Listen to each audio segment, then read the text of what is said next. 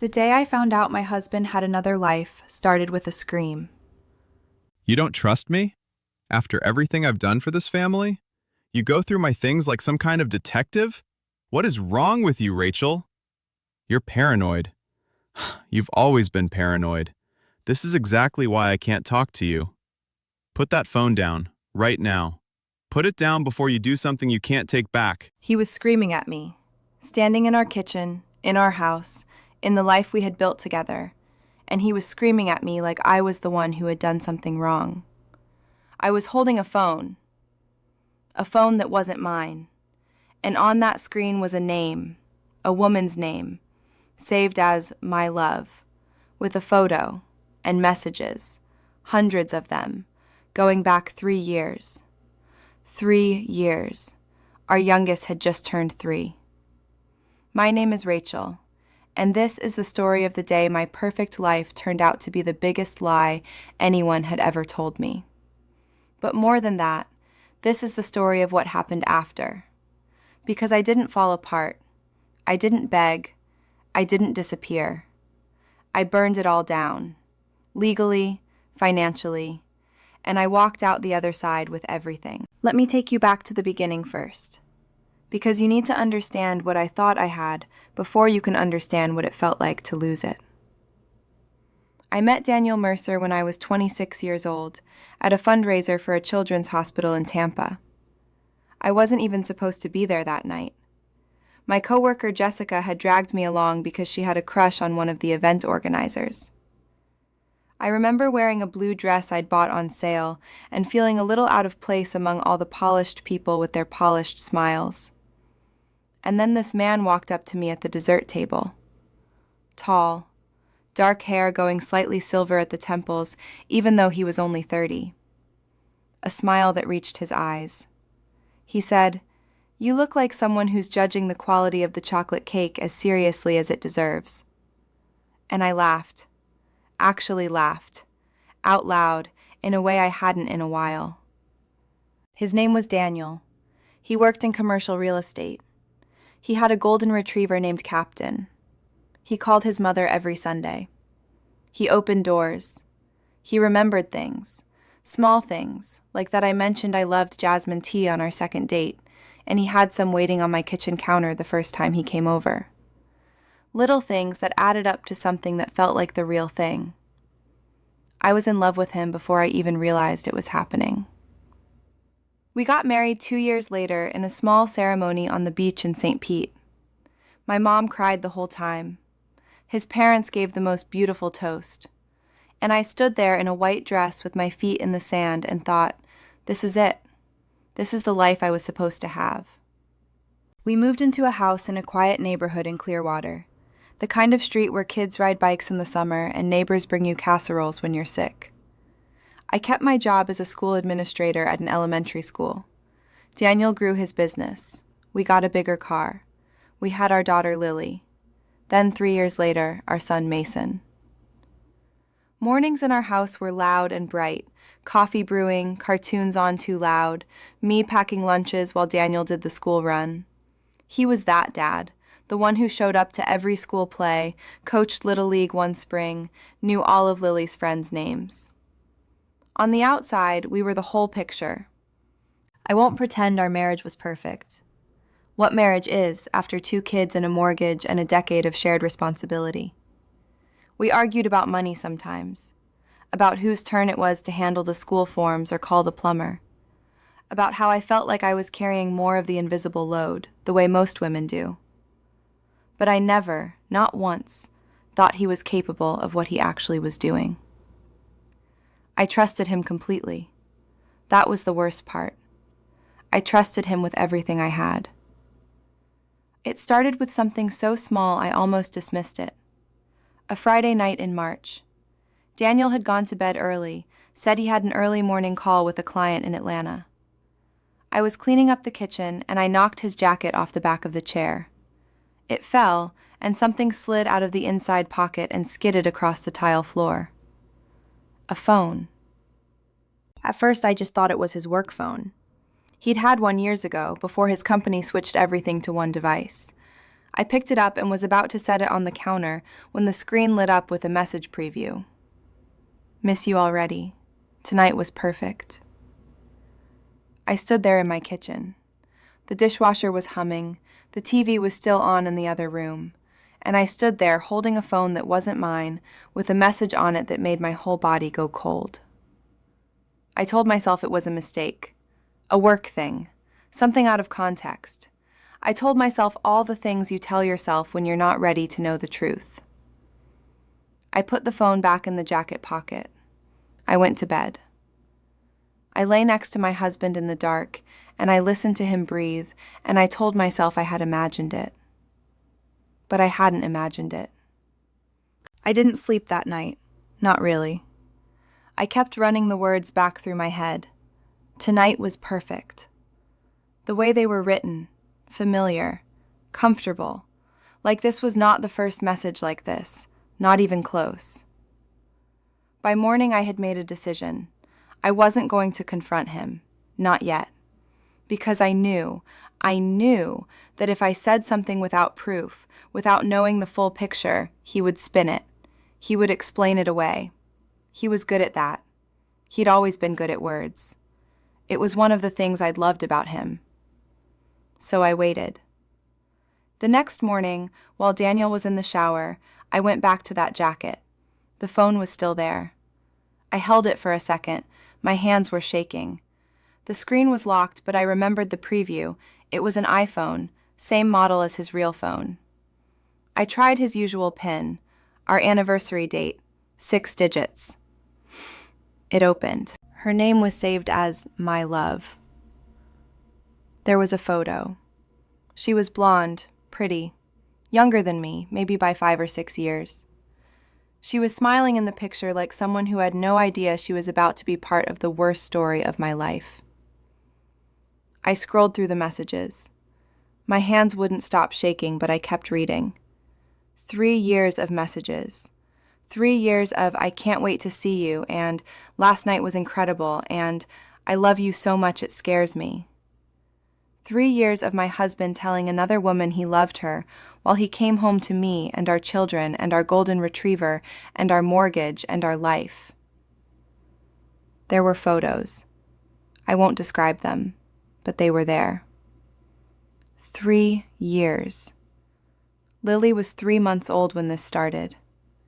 He had started this when our daughter was 3 months old. I heard the shower turn off, and something snapped in me. I walked into the bedroom. I stood in the doorway, and when he came out of the bathroom in his towel looking so normal, so completely normal, I held up the phone. He saw it, and his face. I watched something happen in his face, a flicker. Just a flicker of something that wasn't shock. It was calculation. You don't trust me? After everything I've done for this family? You go through my things like some kind of detective? What is wrong with you, Rachel? You're paranoid. You've always been paranoid. This is exactly why I can't talk to you. Put that phone down, right now. Put it down before you do something you can't take back. I didn't put it down. I looked at him, my husband, the man I had given a decade of my life to, 2 children, every piece of trust I had, and I said, very quietly, her name is saved as My Love.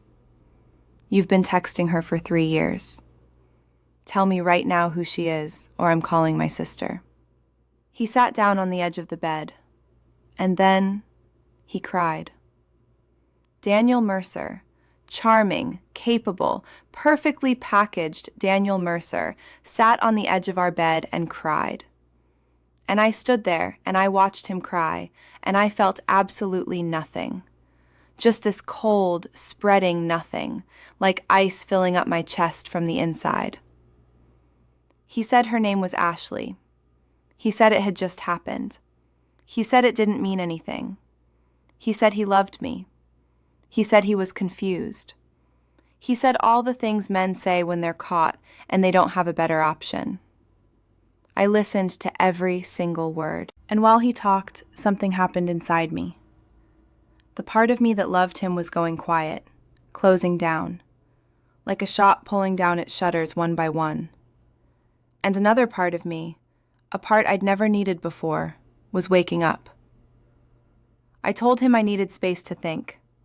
I told the kids Daddy had an early work trip. And the moment his car left the driveway, I called my sister Claire. Claire answered on the second ring. I told her everything, all of it. The phone, the messages, the 3 years, the photo, his tears. She was silent for 3 full seconds, and then she said, "Rach, don't touch anything, don't move any money, and call Lisa." Lisa Chen was a divorce attorney, Claire's friend's sister. Family law, 15 years, Clearwater. Claire had her number memorized because, she said, "I always hoped I'd never need it for you, but I kept it just in case." That's the thing about the women in your life. They carry emergency numbers for you before you know you need them. I called Lisa that same afternoon. She took me through the basics. Florida is an equitable distribution state. We had 10 years of marriage, 2 children. I had maintained my career throughout. We had jointly acquired property, savings, retirement accounts. She said the phrase that I would hold on to like a lifeline for the next 8 months. "He does not have the upper hand here, Rachel. You do." I want to be honest about what the next few weeks looked like, because it wasn't all cold clarity and legal strategy. Some nights I sat on the bathroom floor and cried until I couldn't breathe. Some mornings I made Lily's breakfast and watched her eat her cereal and felt so heartbroken that I had to turn away so she wouldn't see my face. I grieved the marriage I thought I had. I grieved the version of Daniel I had believed in. I grieved the future I had planned, the vacations, the growing up years with the kids, the someday retirement on some quiet coast. All of it had been built on something that wasn't real. But I also kept going. I went to work every day. I made lunches. I helped with homework. I held my kids and I did not let them see me fall apart.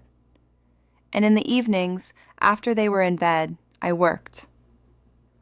Lisa told me to document everything: financial records, emails, bank statements, any evidence of his double life that could show the court the pattern of deception. Daniel still thought I was processing and that maybe we could go to couples therapy and work things out. He had moved to the guest room at my request, and he was being very careful, very considerate, very sorry. I let him believe what he wanted to believe, because while he was being sorry and considerate, I was quietly putting together the clearest picture of our financial life that had ever existed. I pulled every account statement going back 5 years. I found the credit card he had that I hadn't known about. I found the hotel charges, the restaurant bills, the weekend work trips to Miami, the Valentine's Day purchase at a jewelry store in Ybor City for a bracelet I had never received. He had spent over $40,000 on her, in 3 years, on our money. Money we were supposed to be saving for Lily's college fund. And then I found something else, something worse. I was going through old tax returns, something Lisa had asked me to pull together, when I found a discrepancy. A property, a condo in St. Pete Beach, listed under an LLC with a name I'd never heard. The LLC was tied to Daniel's business partner, but when I dug deeper, when I had Lisa's forensic accountant look at it, the money trail was clear. Daniel owned a condo, a whole second home. For 3 years, he had been paying the mortgage on a condo he shared with her. In our marriage, with our money, while I was paying half the bills on our family home. He hadn't just been cheating on me emotionally. He hadn't just been sneaking away on weekends. He had built her a life, a whole parallel life, with our resources, our savings, our future. That was when I stopped grieving and started fighting. Lisa filed the divorce petition 2 weeks later. Daniel was served at his office. according to his assistant, who texted me privately because apparently I wasn't the only one who had noticed things about Daniel. He sat at his desk for a full 10 minutes without moving after the process server walked out. Good. He hired an attorney, of course, a man named Gerald who specialized in making things difficult for women in exactly my situation. Daniel's first strategy was to claim the condo had been a business investment and that he'd had no obligation to disclose it as marital property since it was held through the LLC. His second strategy was to suggest that my salary as a school administrator was significantly less than his income and that any equitable distribution should account for our economic disparity. In other words, his attorney was going to try to argue that because Daniel earned more, he deserved more. But Lisa had been doing this for 15 years. She had seen this play before. The forensic accountant's report was thorough. We showed that the condo purchase had been made using funds withdrawn from our joint investment account, money that was unambiguously marital property. We showed the hotel charges, the credit card statements, the jewelry purchase. We showed the pattern of financial deception over 3 years, and we submitted all of Daniel's messages from that second phone as evidence. Florida courts do not look kindly on the dissipation of marital assets. That's the legal term, dissipation. When one spouse spends marital money for purposes unrelated to the marriage, sometimes explicitly for an affair, the court can factor that directly into asset distribution. Lisa told me the judge had seen the financial summary and had asked Daniel's attorney to explain the $40,000 in documented affair-related expenses. Gerald had not had a great answer. We went to mediation first. It's required in Florida before trial. I sat across a table from Daniel for the first time since I had handed him the divorce papers. He looked tired, older. He was wearing a tie I'd bought him for our 8th anniversary, and I don't know why that was the detail that almost broke me, but it was. He tried to make eye contact with me. That look he used to give me, the one that said, "I see you, I know you, we're in this together." And I looked right back at him, and I thought about Lily's college fund.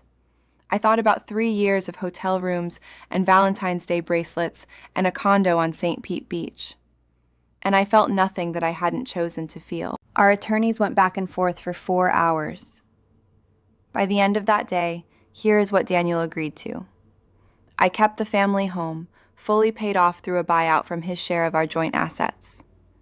I received 60% of our retirement accounts to offset the $40,000 in dissipated marital funds. I received primary physical custody of Lily and Mason, with Daniel having alternating weekends and 1 weeknight. Child support was set at a level that reflected his full income. And the condo in St. Pete Beach? It was sold and the proceeds split, after deducting all the marital funds he had used to purchase and maintain it. He walked out of that room with significantly less than he walked in with. I'm not going to stand here and tell you it felt like a party. It didn't. I drove home from that mediation in silence. I picked up the kids from Claire's house, and I made them dinner, and I read them their bedtime stories, and I held it together until they were asleep. And then I sat on my kitchen floor, the same kitchen floor where I had stood holding that phone, and I cried. Not from devastation, from release, from the weight of 8 months of fighting finally lifting off my shoulders. I want to tell you about the moment things started to feel like mine again. It was a Saturday morning about 2 months after the divorce was finalized. Lily and Mason were at Daniel's for the weekend, and the house was quiet in a way it hadn't been in a long time. I made coffee. Real coffee, the slow kind, not the rushed kind. I opened the windows. I sat on the back porch in the Florida morning and I listened to the birds and I thought, this is my house. Mine. I bought out his share. I fought for this square footage, this porch, this light. Mine. I went back to therapy, something I had started during the divorce and kept going after because it turned out I had a lot to unpack beyond just Daniel. I started running again, something I'd let go of after Mason was born. I signed up for a half marathon with Claire, which we both swore we were training for and only sometimes actually trained for. I started cooking properly again. Not school night emergency dinners, but actual cooking. The kind where you take your time and pour yourself a glass of wine while you do it. I tried new recipes. I burned some things. I got better. Lily started second grade and made a best friend named Sophie, whose mom and I ended up becoming close. Mason learned to ride his bike without training wheels in our driveway and screamed so loud with joy that the neighbor's dog started barking. I was there for every single moment. Every single one. I won't pretend the co-parenting situation was easy. There were hard drop-offs. Moments where Daniel tried to reopen conversations I had already closed. A stretch of about 3 months where he was dating someone new, and I had to process feelings about that I hadn't expected to have. Grief is not linear. Healing is not a straight line. Anyone who tells you otherwise is selling something. But I kept going. Because that's what you do. Now, let's talk about what happened to Daniel. Because I think you deserve to hear this part. The condo deal, once the full details came out in the divorce proceedings, became known to his business partner. His business partner, who had not known the extent of how Daniel had used the LLC, was not pleased. There were legal discussions I was not privy to, but Claire heard through the grapevine. His business partnership was restructured. Several of his commercial clients chose not to renew contracts during the uncertainty. And Ashley? She left him within 4 months of the divorce being finalized. Claire told me because she knew I'd hear it eventually and wanted me to hear it without drama. Apparently, Ashley had assumed she and Daniel were building toward something permanent. When the divorce came out the way it did, when the finances were what they were, and the reality of 2 small children and significant legal obligations became clear, she reassessed. Funny how that works. I don't feel sorry for her, exactly, but I also don't spend much time on her at all. She's not the villain of this story. She might have known. She might not have known the full extent. I genuinely don't know. What I know is that Daniel made the choices. Daniel signed up for this. Daniel gets to live with what he built. I got to build something better. It's been 2 years since all of this ended. 2 years since I sat on that kitchen floor with my heart in pieces. I'm going to tell you where I am now, because I think it matters. I'm still in the house, still working at the school. I got a promotion last spring, assistant superintendent, which I am deeply proud of, and which required a level of competence and drive that, honestly, the last 2 years sharpened in me in ways I couldn't have predicted. Hard times have a way of clarifying what you're actually made of. The kids are doing well, better than I feared they would be, which I credit entirely to Claire and my mom and their teachers and a really good child therapist who helped them talk through the changes in words they could understand. Lily asked me once if I was sad. I told her that sometimes I was, and that being sad about something didn't mean you couldn't also be okay. She thought about that for a minute and then said, "Like when I'm sad that summer's over but also excited for school?" And I said, "Yes, exactly like that." She's something, that kid. Here's what I want to say to you, to whoever is listening to this right now. If you're in a marriage and something doesn't feel right, trust that. I dismissed so many small signs because I was afraid of what the truth might mean. The late nights that seemed slightly off. The way he sometimes looked at his phone and angled it away from me. The trips that felt slightly longer than they needed to be. I talked myself out of noticing all of it because I loved him and I didn't want to be wrong, and I didn't want my life to be the kind of life where I was right about this. But being afraid of the truth doesn't make it less true. It just means you find out later, when there's more damage to undo. If you find something, if you're standing in your kitchen one night holding something you weren't supposed to find, know this: you are not powerless. You are not without options. You do not have to beg or cry or make yourself small. Get a good attorney. Document everything. Protect yourself financially from day one, and lean on the women in your life who will carry emergency numbers for you. Because here is the truth that I had to learn the hard way. The life you deserve is still available to you, even after the worst thing happens, even after the floor falls out, even after you find out that the person you built everything with was building something else on the side the whole time. You get to rebuild. And I promise you, I promise, what you build after is yours in a way that nothing you shared with a liar ever was. Last week I was sitting on that back porch again, coffee in hand. Lily was playing in the yard. Mason was chasing the neighbor's dog.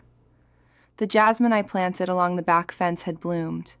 I planted jasmine, deliberately, because no one on earth was going to bring me jasmine tea anymore, and I decided I'd grow my own. And I sat there in the morning light and I thought, this is mine, every single inch of it.